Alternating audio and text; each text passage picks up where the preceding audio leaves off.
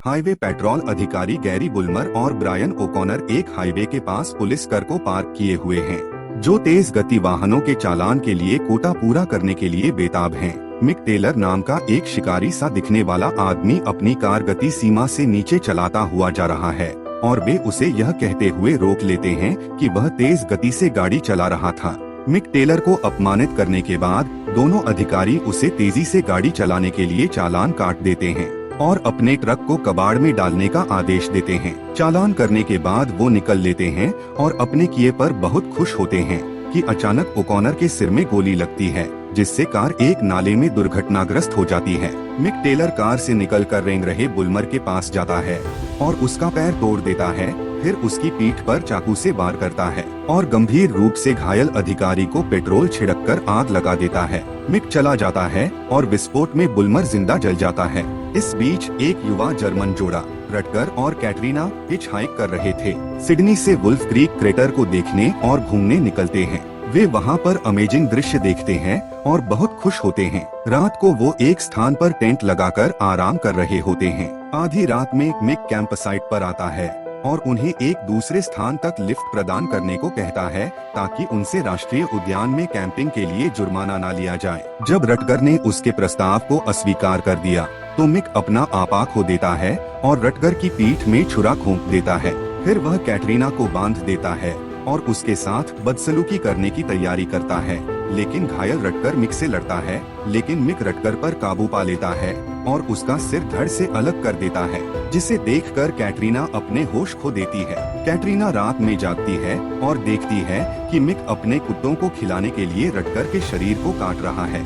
वह झाड़ियों में भाग जाती है और मिक अपने ट्रक में उसका पीछा करता है और इसे लुका-छिपी का खेल कहता है। कैटरीना भाग रही होती है। उसी समय अंग्रेजी पर्यटक पॉल हैमरस्मिथ हाईवे पर गाड़ी चला रहा होता है और जब वह उससे मदद मांगती है तो पॉल सड़क पर कैटरीना को खड़ा देखता है और रुक जाता है। वह उसे अपनी गाड़ी में बिठा लेता है, लेकिन मिक लगातार उनका पीछा करता रहता है। मिक पॉल पर गोली चलाता है, लेकिन गलती से कैटरीना की मौत हो जाती है। इसके बाद पॉल पछतावे के साथ कैटरीना के शरीर को एक स्लीपिंग बैग से ढक देता है और रेत में छोड़कर चला जाता है, यह महसूस करते हुए कि वह रास्ते से भटक गया है और उसके पास ईंधन कम है।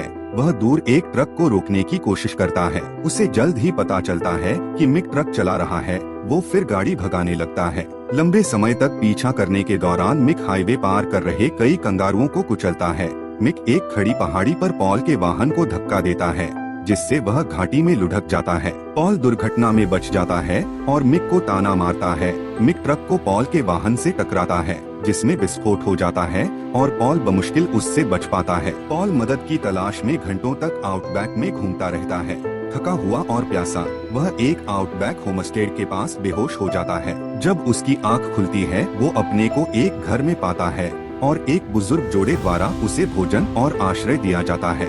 वे पॉल के खाना खाने के बाद उसे निकटतम शहर में ले जाने की योजना बनाते हैं, लेकिन मिक को घर मिल जाता है और वह उन्हें पॉल को उसे सौंपने को कहता है, लेकिन वो बुजुर्ग अपनी गन से उसे धमकाता है। थोड़ी देर बाद मिक फिर लौट आता है और बुजुर्ग जोड़े को गोली मार देता है। इतने में पॉल फिर भाग जाता है। मिक घास के मैदान में छिपे पॉल को पकड़ लेता है और उसे मार गिरता है। जब पॉल जागता है तो अपने को मिक की काल कोठरी में कुर्सी से जिप से बंधा हुआ पता है। कैटरीना की मौत में उसकी भूमिका के लिए मिक पॉल पर क्रोधित है और उसे यातना देने की तैयारी करता है, लेकिन पॉल उसे लिमरिक सुनाकर और अपनी अंग्रेज बुद्धि से शांत कर देता है और मिक को शराब पीने वाले गाने सुनाता है, जिसके बारे में उसका दावा है कि उसने बोर्डिंग स्कूल सीखे थे।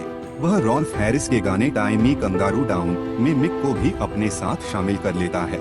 मिक पॉल को एक पेग ऑफर करता है और कहता है कि ऑस्ट्रेलियाई संस्कृति और इतिहास के बारे में 10 प्रश्नों की एक प्रश्नोत्तरी शामिल है, जिसमें यह वादा करता है कि अगर वो 5 प्रश्नों का सही जवाब देता है तो वह उसे मुक्त कर देगा और यदि वह उनमें से एक का गलत उत्तर देता है तो पॉल को अपनी एक उंगली गंवानी पड़ेगी। मिक उसे और शराब ऑफर करता है, पर पॉल उसे गिरा देता है। पॉल पहले 2 प्रश्नों का सही उत्तर देता है और बताता है कि वह इतिहास विषय का स्टूडेंट है। अगला प्रश्न गलत होने के बाद मिक पॉल की एक उंगली को काट देता है और अंदर चला जाता है।